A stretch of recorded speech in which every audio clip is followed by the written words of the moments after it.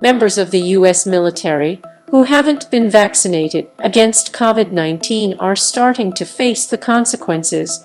Military officials announced this week that, after months of warnings, they have begun disciplinary actions including discharge. As many as 20,000 unvaccinated forces of the approximately 1.3 million active duty troops are at risk of being removed from service, though neither the Navy nor Marine Corps have released refusal totals, and it remains unclear how many could end up being discharged.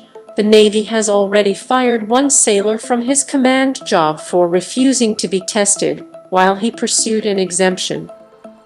The Marine Corps said Thursday that it had discharged 103 Marines thus far. The Army has reprimanded more than 2,700 soldiers and will begin discharge proceedings in January, and the Air Force announced earlier this week that 27 airmen had been discharged. At least 30,000 service members are not yet vaccinated, but several thousand have been granted temporary or permanent medical or administrative exemptions, and more than 12,000 have sought religious exemptions. About 4,800 Army soldiers and Air Force airmen have refused the vaccine outright, without seeking an exemption. The Pentagon made the COVID-19 vaccine mandatory for all service members, including the National Guard and Reserve, and is also weighing making vaccine booster shots mandatory. Members of the U.S. military are already required to get as many as 17 vaccines, depending on where they are deployed.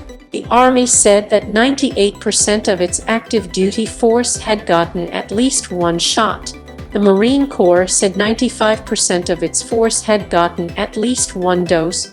97.5% of the Air Force and Space Force have gotten at least one shot, and 98.4% of the Navy is fully vaccinated. The administration's mandate has met some outside resistance as well, and Texas Republican Gov. Greg Abbott told Defense Secretary Lloyd Austin Thursday that the state would not direct its National Guard members to comply with the order.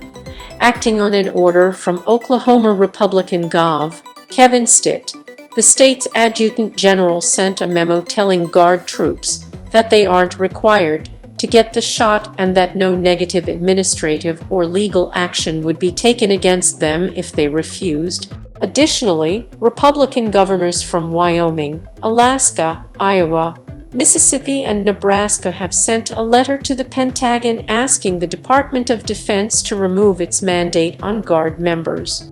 Austin said in November that National Guard members who refuse COVID-19 vaccination will be barred from federally funded drills and training required to maintain their Guard status, according to the Centers for Disease Control and Prevention.